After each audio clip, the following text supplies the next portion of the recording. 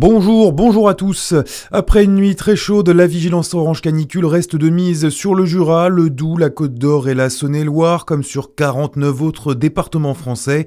Déjà 30 degrés ce matin, jusqu'à 37 cet après-midi et des risques d'orage sur le Doubs.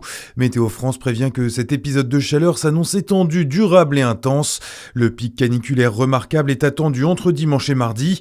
La ville de Lons-le-Saunier invite les personnes âgées, isolées ou fragiles à se signaler auprès du CCAS.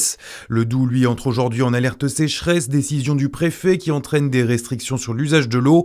L'arrosage est par exemple interdit entre 8h et 20h. Les prélèvements agricoles sont aussi réduits. On note enfin que toute la Saône-et-Loire est placée en risque élevé, feux de forêt.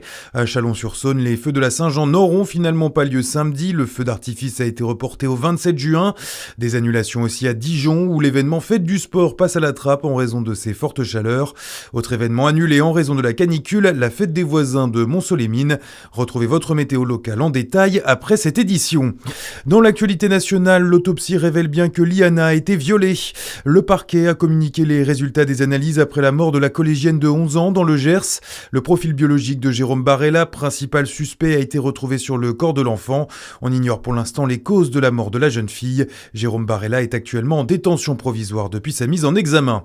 Liana, à qui l'artiste Nacle a rendu hommage sur les murs de Besançon, et sa fresque devrait bien rester boulevard Diderot. Le maire Ludovic Fago a finalement décidé de la pérenniser alors qu'il souhaitait dans un premier temps l'effacer. Cette allégorie de la justice fera l'objet d'une convention d'entretien avec la mairie.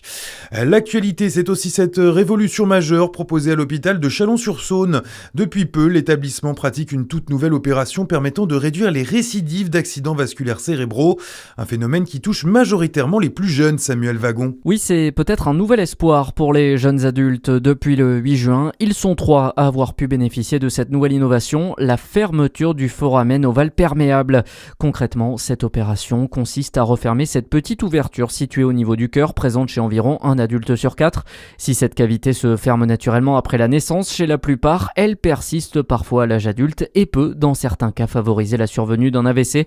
Désormais, les jeunes patients victimes d'un AVC pourront passer une échographie cardiaque pour savoir s'ils présentent cette anomalie et si c'est bien le cas, l'intervention pourrait réduire significativement le risque de récidive. Et à noter que cette intervention ne nécessite pas d'ouvrir le thorax, le FOP est réalisé en passant par un vaisseau sanguin.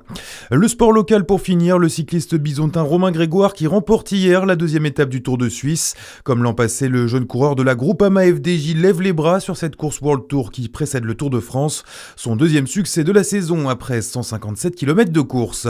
Bonne journée sur Fréquence Plus, à suivre votre météo.